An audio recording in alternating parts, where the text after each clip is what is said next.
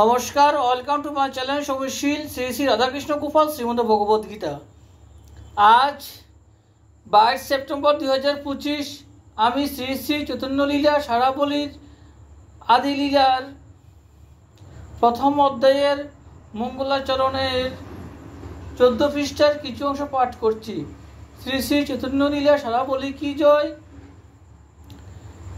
শ্রী শ্রী রাধাকৃষ্ণ গোপাল শ্রীমদ ভগবদ গীতা কি জয়। রাধে কৃষ্ণ, রাধে কৃষ্ণ, রাধে কৃষ্ণ।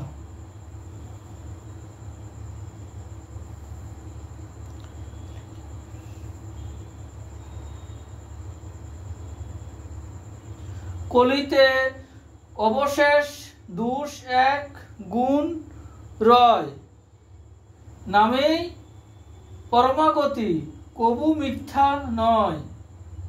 সুমেরু সমান যদি সোনা করে দান, তথাপি না হয় কৃষ্ণ নামের সমান।